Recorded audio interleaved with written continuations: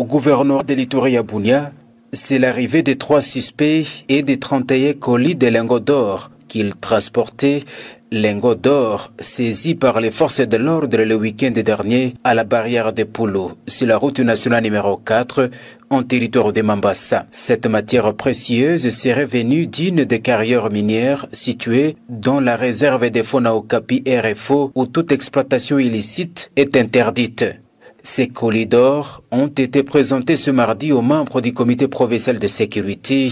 En tête, le gouverneur militaire, lieutenant-général Luboyanka Chamadjoni, et ce, en présence de l'organe de loi représenté par l'auditeur supérieur militaire. Les enquêtes se poursuivent pour identifier les réseaux criminels. Les dossiers est en instruction et l'Institut congolais de la conservation de la nature, ICCN, a été constitué gardien de ces colis saisis. La loyale, la institution ya mboka na biso, la bakonzi na biso ya armée, commandant chef d'état-major général, kiko comme la gouverneur na biso, toza na bolingo. Bolingo aliboso ezali bolingo ya mboka, amour de la patrie, kolinga Congo oyo bakoko batikela biso. Il faut tolongola yango na bagriffe ya babandi mekasi mpona tosala mpe mosala bien. Ezosenga tozala na discipline, tozali na zone oyo état de siège ezali décrété. Discipline ezali de rigueur. Justice ya awa epa na biso ezali makasi koleka bisika état de siège ezali te.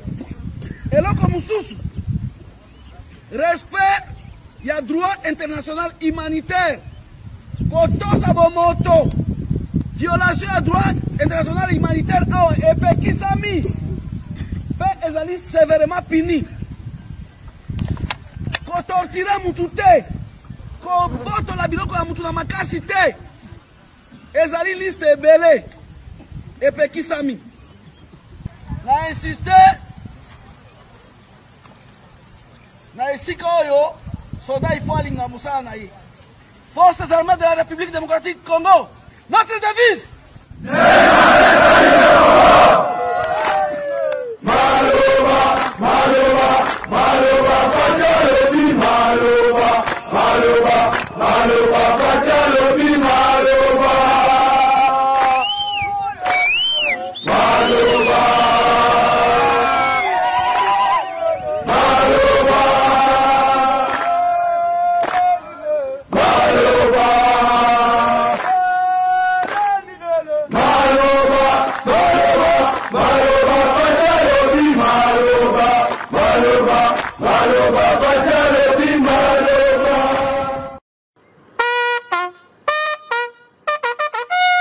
En mission de commandement et de contrôle en Ituri, le chef d'état-major général des forces armées de la République démocratique du Congo a reçu le briefing sur la situation sécuritaire et opérationnelle dans la province. Aux officiers réunis autour du général Bitangalo Clément, commandant de la 32e région militaire, et du général Kassongo Maloba Robert, commandant du secteur opérationnel de l'Ituri, le général d'armée Mbala Moussense Célestin a donné des directives précises pour la restauration de la paix et de l'autorité de l'État dans l'ensemble de la province de l'Ituri. Arrivé à Goma le 10 juin 2021, à la tête d'une forte délégation, le général d'armée Mbala Moussense Célestin est venu se rendre compte de l'évolution des opérations militaires menées dans le cadre de l'état de siège au Nord Kivu et en Ituri, comme le précise ici le général de brigade Ekenge Bomoussa Efomi Sylvain, commandant adjoint du service de communication et d'information des forces armées. Il a été à Goma, il a travaillé avec le secteur opérationnel Soukola 2 Nord Kivu et la 34e région militaire. Il s'est rendu à Beni pour travailler avec le secteur opérationnel Soukola 1 Grand Nord et aujourd'hui il a évalué la situation opérationnelle dans le secteur opérationnel de l'Ituri. Dans l'ensemble, tout se passe comme il se doit pour que la paix, la sécurité et l'autorité de l'État soient restaurées dans l'ensemble des deux provinces, le Nord Kivu et l'Ituri. Au chef d'état-major général des forces armées de la République démocratique du Congo.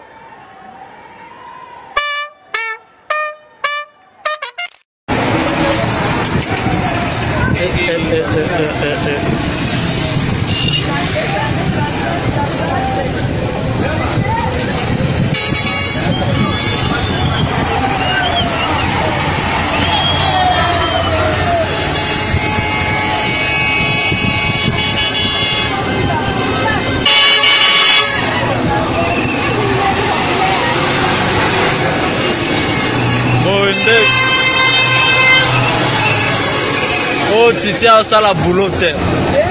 Oh, c'est que déjà ça la moussala.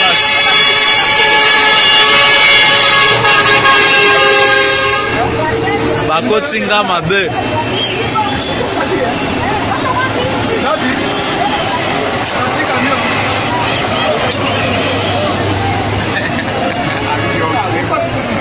Nani ana bango.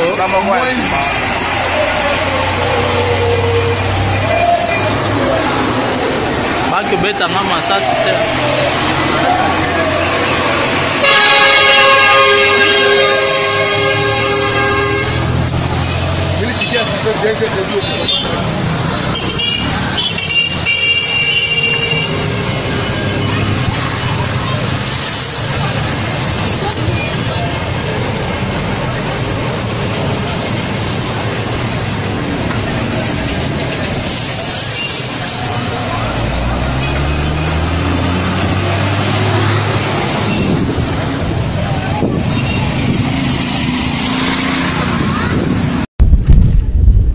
Après la première phase de la bilatérale de Gisenyi au Rwanda, ce samedi était au tour du président Félix-Antoine Tshisekedi Tshilombo d'accueillir en terre congolaise son homologue rwandais Paul Kagame.